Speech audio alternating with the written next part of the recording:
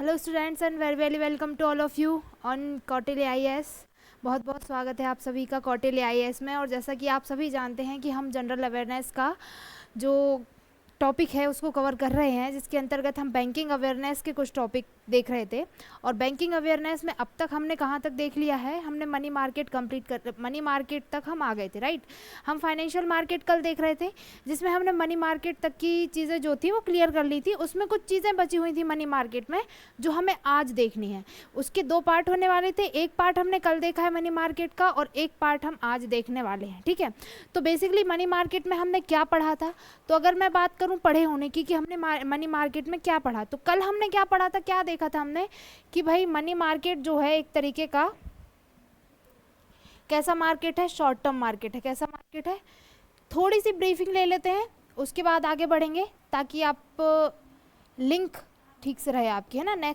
Last lecture से आपको हम जोड़ सकें। मनी मार्केट किसका पार्ट है, फाइनेंशियल मार्केट का। मार्केट किसको बोला जाता है, जहाँ पर किसी भी चीज़ की खरीदी या बिक्री होती है उसे क्या बोलते हैं, मार्केट बोलते हैं, राइट। अब मनी मार्केट मतलब पैसे की खरीदी या बिक्री। अब इसमें दो टाइप देखे थे हमने, एक देखा था कैपिटल मार्केट और दूसरा देखा था मनी मार्केट, राइट। तो हम बात कर रहे थे मनी मार्केट की। मनी मार्केट क्या है, एक शॉर्ट टर्म मार्केट है। कैसा मार्केट है, शॉर्ट टर्म मार्केट है, ठीक है। अब ये जो शॉर्ट टर्म मार्केट है, चूंकि मनी मार्केट क्या है, एक शॉर्ट टर्म मार्केट है, तो यहाँ पर लगभग कितने टाइम के लिए, तो 364 डेज। कितने टाइम के लिए वर्क करता है, 364 डेज। मतलब हम इसमें अगर पैसा लगाते हैं या पैसा चाहते हैं तो ये कब तक होगा, 364 दिन, ठीक है। 364 दिन के अंदर हमें पैसा वापस चाहिए। इससे क्या चाहिए, 364 दिन के अंदर हमें इसमें पैसा वापस चाहिए होता है, ठीक है। अब मैं नेक्स्ट बात करूं, मैच्योरिटी पीरियड कितना रहेगा, 364 दिन के अंदर रहेगा। अब इसका रेगुलेट कौन कर रहा था, इसको आरबीआई कर रहा था, राइट। कल ही हमने देखा कि इसका रेगुलेशन किसके पास था, आरबीआई के पास था, है ना। इसका रेगुलेशन आरबीआई कर रहा था और इसमें कुछ इंस्ट्रूमेंट थे जिसके जरिए रेगुलेट हो रहा था ये, राइट। इसमें कुछ इंस्ट्रूमेंट थे जिसके जरिए ये रेगुलेट हो रहा था, तो इसके कुछ इंस्ट्रूमेंट भी हमने पढ़े थे। रेगुलेटेड बाय आरबीआई, इसका रेगुलेशन कर रहा था आरबीआई, राइट, है ना। और ये 364 दिन के लिए था, ठीक है। अब इसमें क्या क्या आ रहा था, तो हमने क्या देखा था, कॉल मनी वगैरह देखा था, इसके अलावा नोटिस मनी देखा था, राइट। अब इसको हमने एक फॉर्मेट से पढ़ा था कि अगर देखो मार्केट में क्या होता है कि पैसे लेना और देना होता है, लेकिन यहाँ पार्टिसिपेंट कौन होते हैं, हमने पार्टिसिपेंट देखे थे। पार्टिसिपेंट कौन होते हैं यहाँ पर, तो जो भी पार्टिसिपेंट है उनकी अगर हम बात करें तो या तो बैंक रहेंगे, ठीक है, या तो आरबीआई रहेगा, ठीक है, रिजर्व बैंक ऑफ इंडिया, या फिर एनबीएफसी वगैरह रहेंगी। मतलब जो भी बड़े बड़े, या फिर हम कॉरपोरेटर्स बोल सकते हैं, कौन, कॉरपोरेटर्स, ठीक है, इंडस्ट्रियलिस्ट, ठीक है, कॉरपोरेटर्स, इंडस्ट्रियलिस्ट, ये सभी इस मार्केट में काम करते हैं। अब ये पैसा निकालते कैसे, ये हमने कैसे देखा था कि भाई मनी मार्केट से अगर बैंक को पैसा चाहिए, किसको चाहिए, बैंक को, ठीक है। तो बैंक के पास तीन तरीके हैं। पहले तो हम किसके पास जाते हैं, अपने पिताजी के पास, यानी कि किसके पास जाएगा, आरबीआई के पास। आरबीआई के पास हमने एक चीज़ देखी थी कि आरबीआई के पास तीन टूल्स के जरिए पैसा निकाला जा रहा था। तीन चीज़ों के जरिए आरबीआई से पैसा लिया जा रहा था। क्या था, बैंक रेट, एक था रेपो रेट और एक था रिवर्स रेपो रेट, एक था MSF, marginal standing facility, right. ये तीनों चीज़ें थी। अगर हमें शॉर्ट टर्म यानी कि एक दिन के लिए चाहिए, मैक्सिमम एक दिन की अगर बात कर रहे हैं हम, एक रात या एक दिन की, तो इसमें मिलेगा एमएसएफ में। वहीं 90 डेज़ की अगर हम बात करें तो हमें मिलेगा रेपो रेट में। वहीं अगर हम 364 डेज़ तक की, 90 टू 364 डेज़ की अगर हम बात करें, 90 टू 364 डेज़, ठीक है, तो ये हमें किस में मिल रहा था, बैंक रेट के जरिए, राइट, है ना। हमने बैंक रेट के जरिए देखा था। नेक्स्ट हमने देखा था आरबीआई के बाद हमें किससे चाहिए भाई, पिताजी। आरबीआई के बेटे कौन है, आपके दोस्त कौन हो गए, अदर बैंक्स। तो जब मैं अदर बैंक्स की बात करूं तो अदर बैंक में कौन आ रहा था, अदर बैंक में कौन आ रहे थे, काफ़ी सारे बैंक हैं, जैसे आईसीआईसीआई बैंक हो गया, एसबीआई बैंक हो गया, एक्सिस बैंक हो गया। मतलब एक बैंक किसी दूसरे बैंक से लोन ले सकता है, ठीक है, इसमें। अब मैं अदर बैंक की बात करूं तो अदर बैंक में देखो किस चीज़ के जरिए आ रहा था पैसा, तो हमारे पास एक था कॉल मनी। अगर हमको शॉर्ट टर्म के लिए चाहिए तो कौन दे रहा था, 0 से 1 दिन तक की बात हो रही थी, किसमें, कॉल मनी में। नेक्स्ट था हमारे पास नोटिस मनी, राइट, हमने नोटिस मनी देखा, है ना। और एक था हमारे पास टर्म मनी, क्या था, टर्म मनी, है ना, टर्म मनी। तो इससे हमें 2 से 14 दिन की बात कर रहे थे और 15 दिन से लेके 364 दिन की बात हमने इसमें की थी। अब बात आ रही थी कि आरबीआई जो है, सॉरी बैंक जो है वो पब्लिक से कैसे पैसा निकालेगा। बैंक को पब्लिक से पैसा चाहिए तो कैसे निकालेगा। अगर बैंक को पब्लिक से पैसा चाहिए तो सबसे पहले एक चीज़ थी सर्टिफिकेट ऑफ डिपॉजिट, जिसको हम क्या बोल रहे थे, CD, right. Certificate of deposit जो कि कब इंट्रोड्यूस हुआ था, 1989 में। इसको हम 1989 में वघुल कमेटी की सिफारिश पर लेकर आए थे, राइट, है ना। और इसका क्या था कि ये क्या था, इशूड बाय, कौन इशू कर रहा था इसको बैंक इशू कर रहे थे, राइट। कौन, बैंक इशू कर रहे थे। और कौन इसमें पैसा दे रहा था, तो कॉर्पोरेटर्स पैसा दे रहे थे, राइट। बैंक ही इशू कर रहे थे, डील भी कौन कर रहे थे, बैंक कर रहे थे। 1 लाख तक से ये स्टार्ट होता है, ये सभी हमने इसमें देख लिया था, है ना। तो ये जो था एक नॉर्मल सी ब्रीफिंग थी जो मैंने कल की आपको दी 10 मिनट के लिए, राइट, है ना। क्या था, 1 लाख से 1 लाख के आपको मल्टीपल में मिलेगा, 1 लाख के मल्टीपल, ठीक है। मतलब 1 लाख, 2 लाख, 3 लाख, 4 लाख, इस तरीके से हम बात कर सकते हैं। 1 लाख का 1 लाख के मल्टीपल में हमें चाहिए, ठीक है, क्या पब्लिक सेक्टर से। अब अगर मैं नेक्स्ट की बात करूं, और क्या चीज़ था भाई, डिपॉजिट पे आता है ये, issued on deposit in face value. Face value में डिपॉजिट पर ये इशू होता है, किस पर, ऑन डिपॉजिट। मतलब इसमें इंटरेस्ट नहीं मिलता बल्कि डिपॉजिट मिलता है। अब वो कैसे मिलता है वो हमने कल देखा था, ठीक है। और एक चीज़ हमने देखी थी कमर्शियल पेपर। तो देखो कमर्शियल पेपर जो है, आज फिर से देखना, कमर्शियल पेपर की अगर मैं बात करूं तो देखो कमर्शियल पेपर बेसिकली क्या बोलेंगे हम इनको, वाणिज्यिक पत्र बोलेंगे, राइट। हमने कल पढ़ा है वाणिज्यिक पत्र, है ना।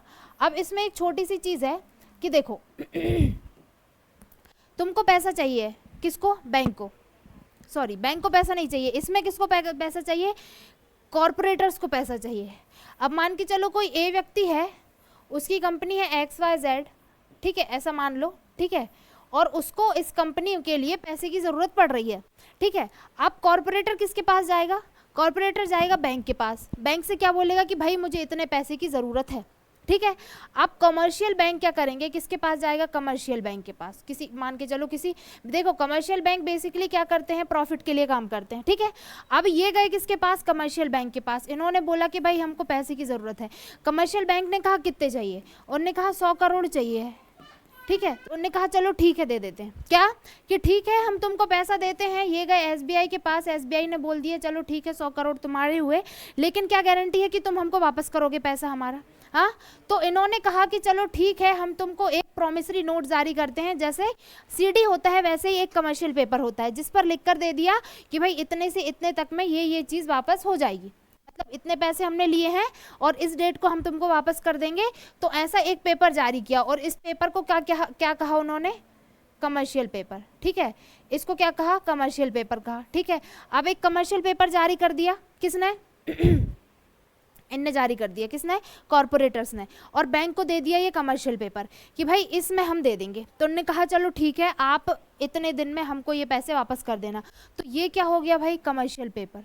अब ये बताओ कमर्शियल पेपर इंट्रोड्यूस। अब दूसरी चीज़ कि एक चीज़ और है कि इसमें बैंक जो है डायरेक्ट, जो कॉरपोरेटर्स है वो डायरेक्ट बैंक से बात नहीं करते हैं, जिससे उन्हें लोन चाहिए उनसे बात नहीं करेंगे। तुमने एक चीज़ देखा होगा आप लोगों ने कि ब्रोकर होता है, क्या होते हैं, ब्रोकर। लेकिन बैंक ही इसमें ब्रोकर की तरह काम करते हैं, क्या, बैंक ही इसमें ब्रोकर की तरह काम करते हैं।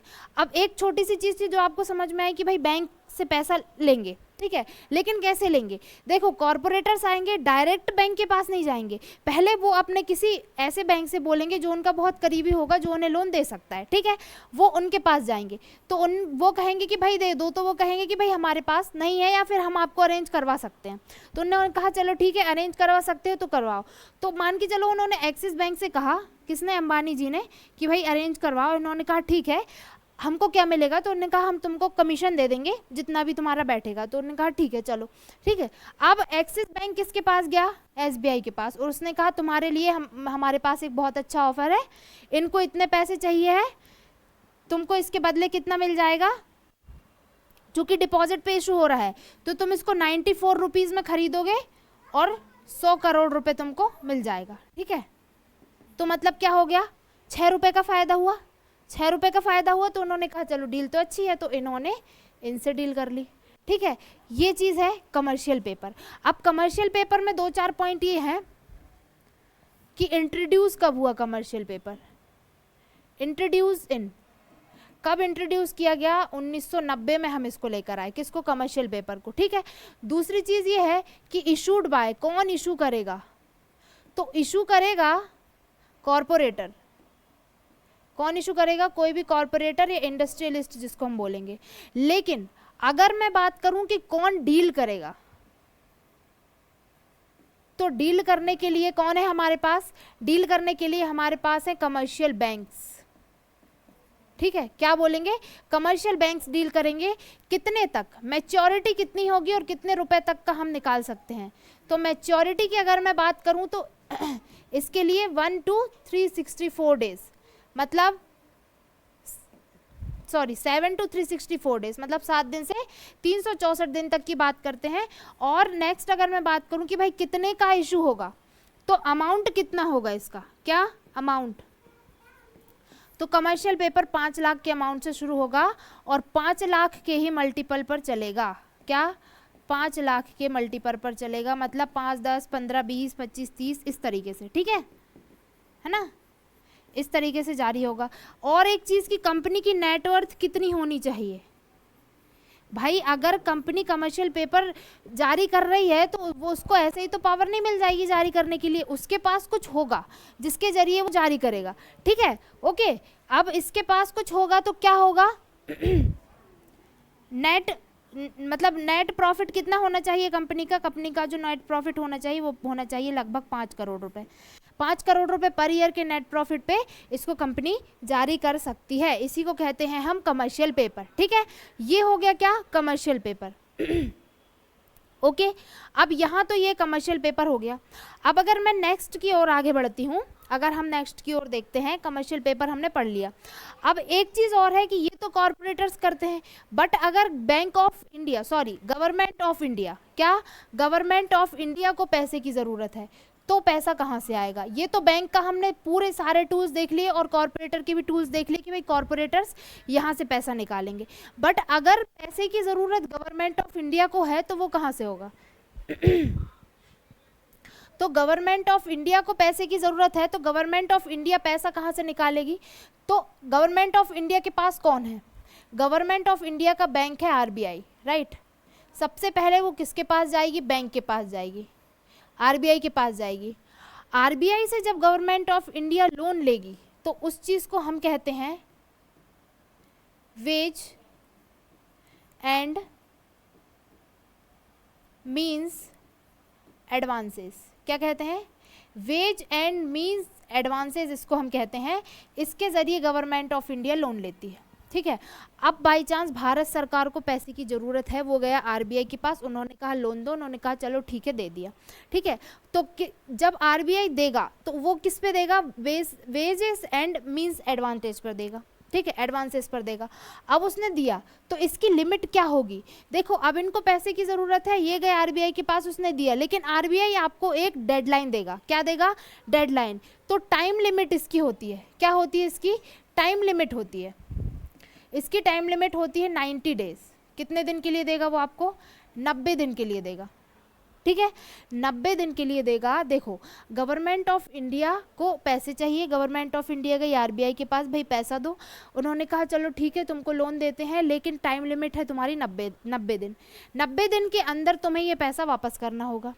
तो गवर्नमेंट ऑफ इंडिया ने कहा चलो ठीक है कि 90 दिन के अंदर हम तुमको पैसा वापस कर देंगे, उन्होंने कहा चलो ठीक है पैसे ले जाओ। तो ये चीज़ क्या कहलाई, वेज एंड मीन्स एडवांसेस। और जब बात आ जाती है कि भाई 90 दिन में सरकार पैसा वापस नहीं कर पाई, 90 दिन में गवर्नमेंट जो है वो पैसा वापस नहीं कर पाई, तो इस स्थिति में क्या होता है कि और ये पैसा जो है कहाँ चला जाता है, ओवरड्राफ्ट में। और एक चीज़ कि भाई पैसा लेगी तो फ्री तो नहीं लेगी, इंटरेस्ट लेगी, तो interest equal to repo rate. तो एक बात याद रखना कि वेज एंड मीन्स एडवांसेस में आपको जो भी रेट देना होगा वो रेपो रेट के बराबर होगा। मतलब government of India repo rate पर जो पैसा बैंकों को जो रेपो रेट पर पैसा इशू करती है, जिस रेट पर इशू करती है उसी रेट पर वो गवर्नमेंट ऑफ इंडिया को इशू करेगा। कौन? आरबीआई। किसके जरिए? रेपो रेट के जरिए। किसके जरिए?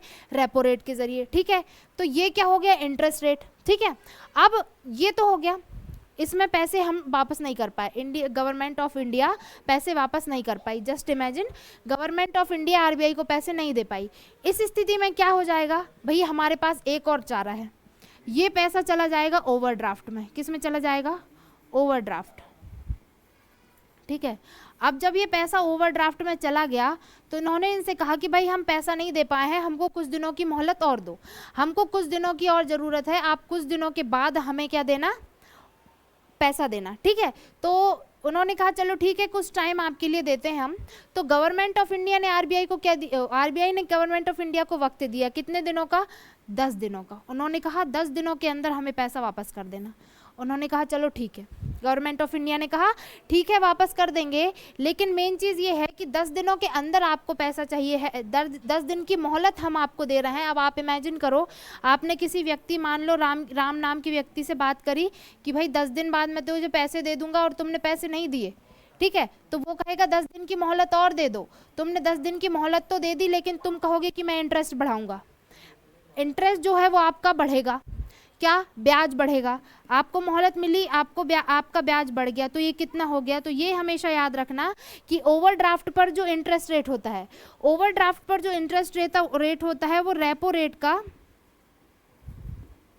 +2% होता है। मतलब 2% मोर देन रेपो रेट। क्या बोलोगे इसको?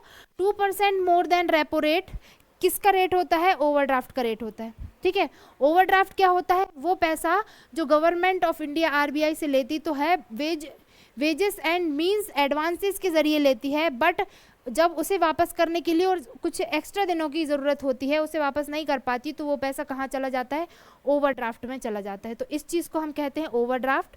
10 दिनों के अंदर इसमें हमें पैसा देना होता है। ठीक है, एक चीज़ तो ये हो गई, आरबीआई से ले लिया। नेक्स्ट अगर मैं बात करूँ और किसके पास, तो और 2 चीज़ हैं। ठीक है, और किसके पास जाएगा? पब्लिक के पास जाएगा। किसके पास जाएगा? पब्लिक के पास।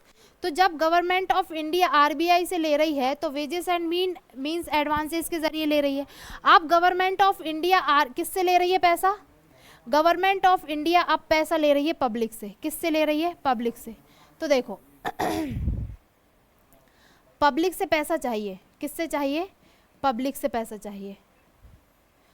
अब पब्लिक से पैसा चाहिए तो 2 तरीके से, 2 चीज़ें आपने सुनी होंगी। एक सुना होगा टी बिल्स, ट्रेजरी बिल्स जिसको हम बोलते हैं, ट्रेजरी बिल्स, और नेक्स्ट है कैश मैनेजमेंट बिल।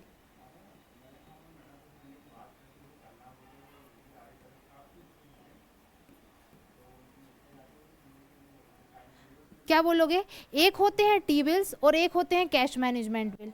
अब ये होते क्या हैं और गवर्नमेंट ऑफ इंडिया इनको इशू क्यों करती है? तो देखो, इशू तो बस इसलिए करती है क्योंकि गवर्नमेंट ऑफ इंडिया को पैसे की ज़रूरत है। किसकी ज़रूरत है? मनी। गवर्नमेंट ऑफ इंडिया को पैसे की ज़रूरत है, 1 साल के अंदर के लिए पैसा चाहिए, शॉर्ट टर्म के लिए पैसा चाहिए, इसलिए इनको इशू करती है। ठीक है, अब क्या अंतर है टी बिल्स और कैश मैनेजमेंट बिल में? अब हम इनके बारे में पढ़ेंगे। देखो, तो सबसे पहले जब हम टी बिल्स की बात करते हैं, किसकी? टी बिल्स की, जिसको हम बोलते हैं ट्रेजरी बिल्स। क्या बोलते हैं इसको?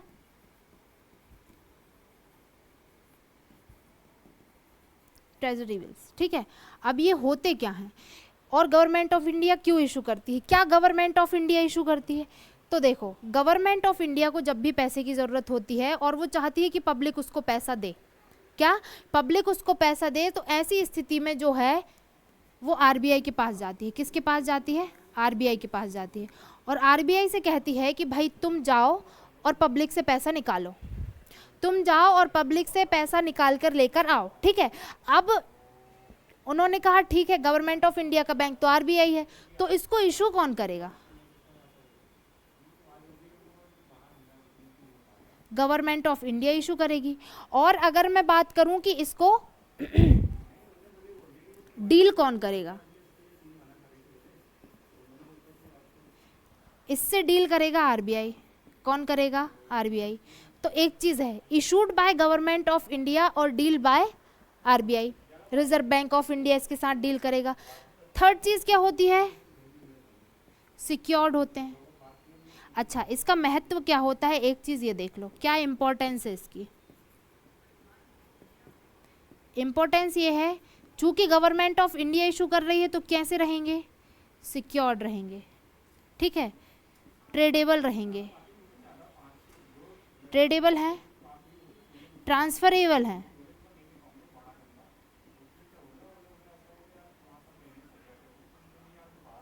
ट्रांसफरेबल है और नेगोशिएबल है। क्या, नेगोशिएबल है, ठीक है। इतनी चीजें हैं इसमें, क्या क्या, कि भाई सिक्योर है पूरे तरीके से, ट्रेड किया जा सकता है इस पर, इसको ट्रांसफर भी किया जा सकता है पर्सन टू पर्सन, और ये नेगोशिएट भी किए जा सकते हैं। अब गवर्नमेंट ऑफ इंडिया इशू कर रही है तो कोई इसको खरीदेगा क्यों, ठीक है।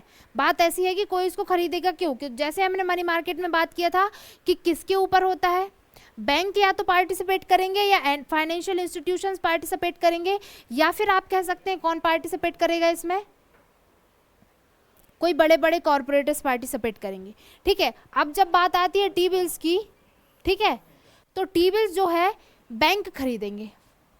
तो बैंक क्यों खरीदेंगे, पब्लिक क्यों खरीदेगी, ये तो हमने पढ़ लिया।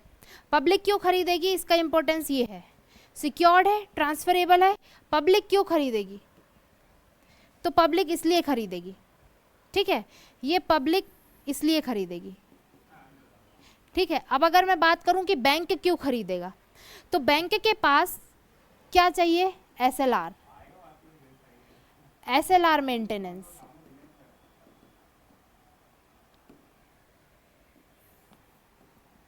क्या, एसएलआर मेंटेनेंस। एक चीज आपने सुनी होगी, जैसा कि हमने पढ़ा था कि एसएलआर को मेंटेन करना बहुत जरूरी है। रिसेंट में कितना है, 18%।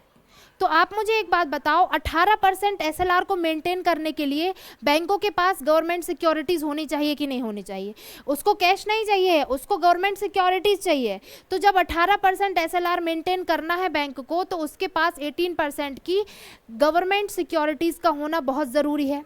पहली चीज़ क्या, गवर्नमेंट सिक्योरिटीज का होना बहुत ज़रूरी है एसएलआर को मेंटेन करना। सेकेंड चीज़, रेपो रेट पर लोन। अगर गवर्नमेंट ऑफ इंडिया से रेपो रेट पर लोन चाहिए, किस पर, रेपो रेट पर, जिसका मतलब होता है रीपर्चेसिंग रेट, राइट। रीपर्चेसिंग में क्या था कि कुछ गिरवी रखना था, कुछ गिरवी रखना था, मतलब गवर्नमेंट सिक्योरिटीज को गिरवी रखना था, राइट। तो जब बैंक जो है गवर्नमेंट ऑफ सिक्योरिटीज को गिरवी रखेगा आरबीआई के पास, तभी तो उसे रेपो रेट पर लोन दिया जाएगा, राइट। चूंकि वो बैंक रेट से कम होता है तो ज़्यादातर जो कमर्शियल बैंक है वो रेपो रेट पर ही लोन लेते हैं, ठीक है। अब रेपो रेट पर अगर लोन चाहिए है तो क्या चाहिए हमें, गवर्नमेंट सिक्योरिटीज़। और गवर्नमेंट सिक्योरिटीज़ किसके अंतर्गत आ जाएंगी, ट्रेजरी बिल्स। ट्रेजरी बिल्स जो हैं वो भी गवर्नमेंट सिक्योरिटी का ही एक पार्ट है, राइट। तो इनका होना इनके लिए भी ज़रूरी है। तो बैंक इसलिए खरीदेंगे, ठीक है, और पब्लिक इसलिए खरीदेगी। अब इंपॉर्टेंस तो हमने पढ़ लिया कि क्यों खरीदेगा। अब नेक्स्ट चीज़ आती है कि भाई टी बिल्स जो हैं उसमें अमाउंट कितना जारी होगा, ठीक है, कितने अमाउंट से टी बिल्स जारी होना स्टार्ट होते हैं। एक तो नॉर्मल पब्लिक के लिए होते हैं तो फिर इसमें जो है आपको रेट क्या लगेगा, तो अमाउंट जो लगेगा आपका 25,000 लगेगा। क्या लगेगा, 25,000 से स्टार्ट हो जाएगा और 25,000 से स्टार्ट होके 25,000 के गुणज तक, मतलब आप कह सकते हो 25,000 के मल्टीपल चाहिए इसको। क्या चाहिए, 25,000 के मल्टीपल चाहिए, मतलब 25,000, 50,000, 75,000, 1,00,000, 1,25,000, इस तरीके से ये इशू होंगे। क्वेश्चन एग्जाम में कैसा आता है कि भाई इनमें से किस अमाउंट पर टी बिल इशू नहीं किया जा सकता, या फिर इनमें से किस अमाउंट पर टी बिल इशू किया जा सकता है। तो अमाउंट कौन सा होगा, 25 का ही मल्टीपल होगा, 25,000 से ज़्यादा होगा और 25 का मल्टीपल होगा, ठीक है, ये बात ध्यान रखना। 25,000 के मल्टीपल से ही इसको हम काउंट करेंगे अमाउंट। अब नेक्स्ट और क्या होता है भाई, मैच्योरिटी कितनी होती है। मैच्योर, कब ये मैच्योर हो जाता है, कब हम जाकर इसको कहना चाहिए इशू इससे अमाउंट निकलवा सकते हैं। तो ये मैच्योर होता है 3 टाइप से, 3 तरीके की मैच्योरिटी के बेस पर हम ट्रेजरी बिल्स को 3 टाइप्स में डिवाइड कर सकते हैं। मैच्योरिटी के रेट पर हम 3 टाइप में डिवाइड कर सकते हैं। पहला होता है 90 days T bills, 90 days T bills, ठीक है। सेकेंड होते हैं कितने डेज, 182 डेज टी बिल्स, ठीक है। थर्ड होता है 364 डेज टी बिल्स, क्या 364 डेज टी बिल्स,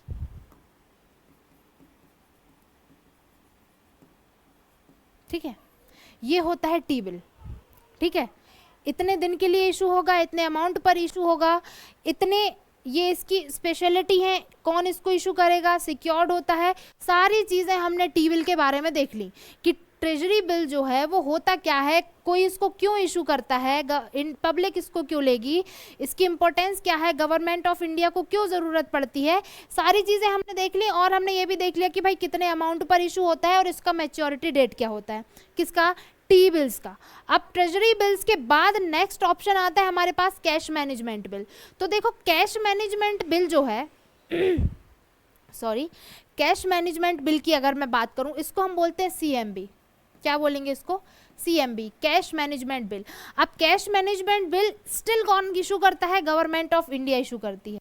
कौन इशू करेगा, issued by government of India. अब एक चीज और ध्यान रखना कि टी बिल्स को हमने इंट्रोड्यूस कब किया था, कब इंट्रोड्यूस किया था हमने टी बिल्स को, तो 1917 में हमने पहली बार टी बिल्स लेकर आए थे। कब लेकर आए थे, 1917 में टी बिल्स लेकर आए थे। गवर्नमेंट ऑफ इंडिया ने पहली बार इसको 1917 में इशू किया था।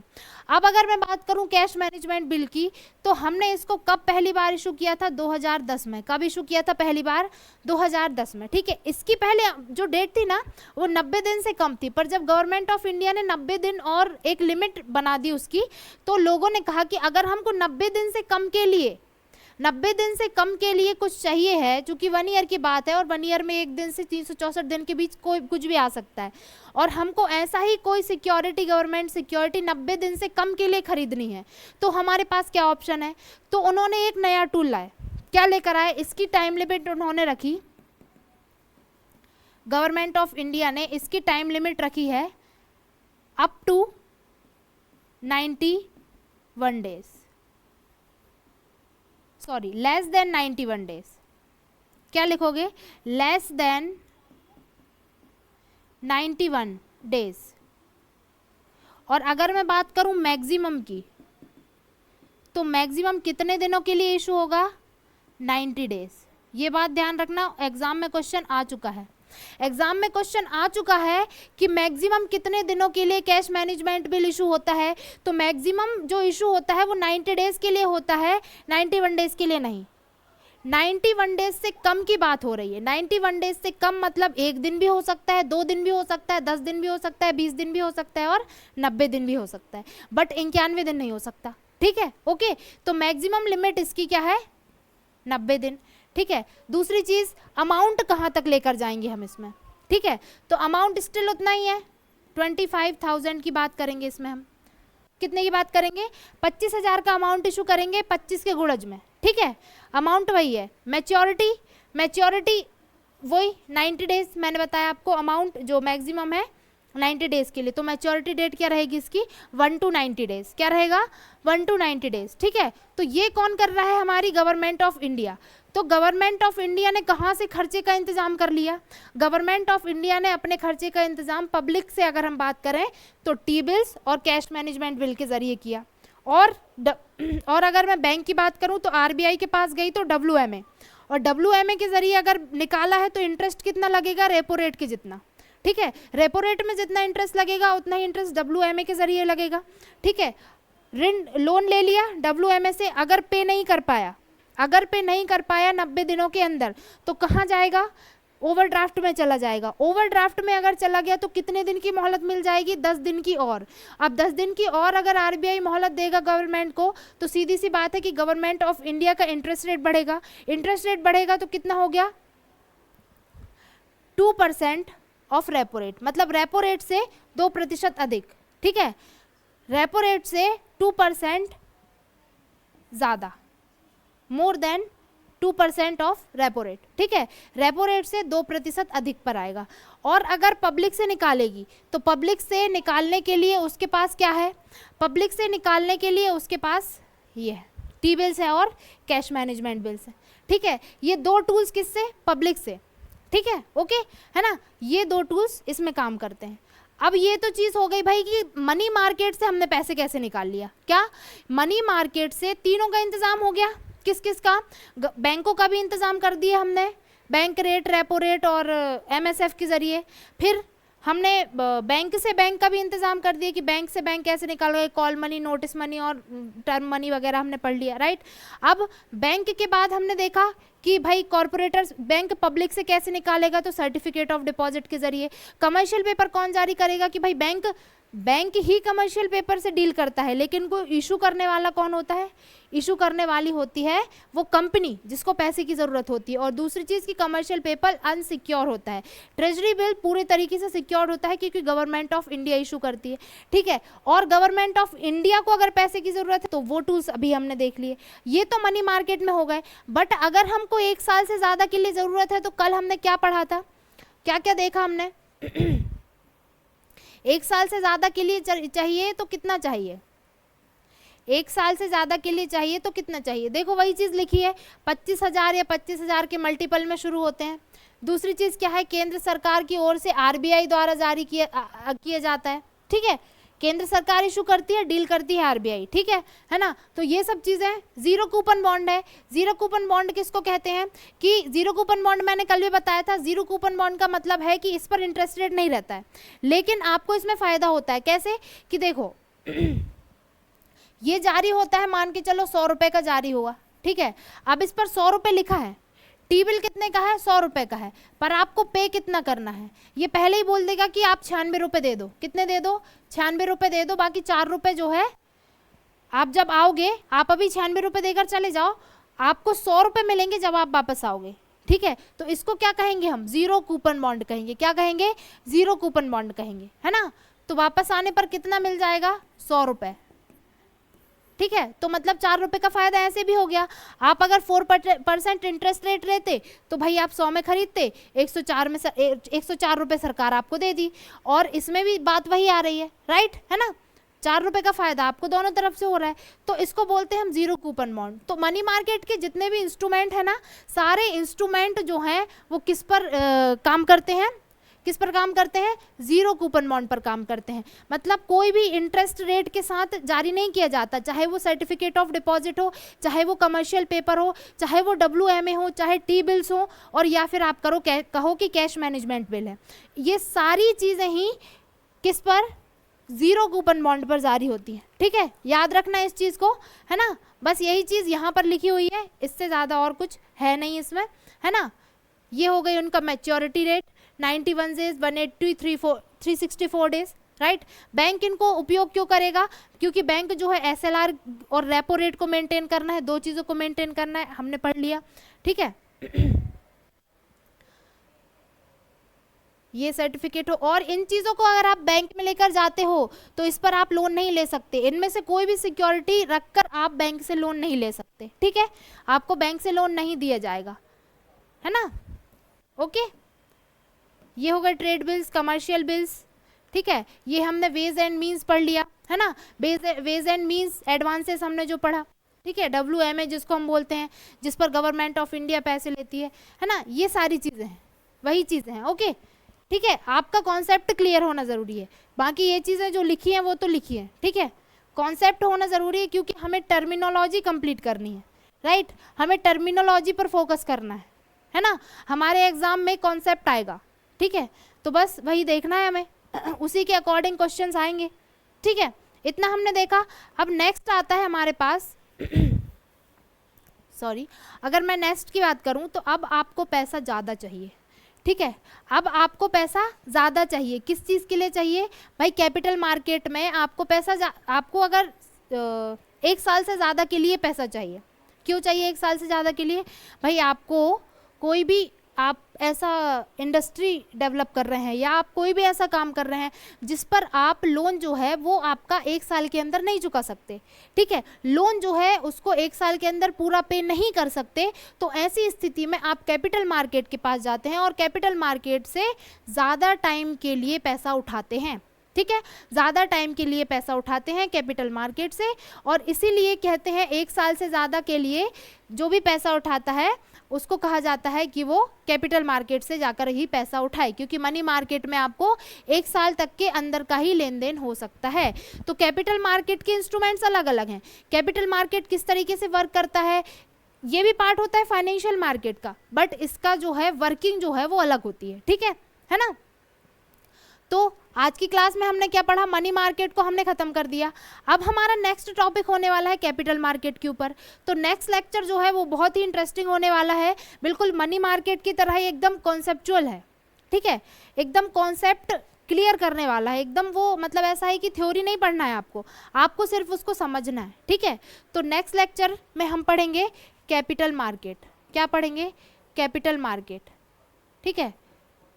तो आज के लिए बस इतना ही, इसकी ब्रीफिंग मैंने आपको पहले दे दी हूँ, ठीक है। थोड़ा सा बस है कि भाई 1 साल से ज़्यादा के लिए चाहिए, तो यहाँ जाओ और सेबी काम करेगा इस पर, है ना, सेबी काम करेगा, ठीक है। ये तो हम पढ़ लिए हैं, चलो ठीक है। तो आज के लेक्चर को यहीं ख़त्म करते हैं, कल पढ़ेंगे हम कैपिटल मार्केट। तब तक के लिए थैंक यू वेरी मच।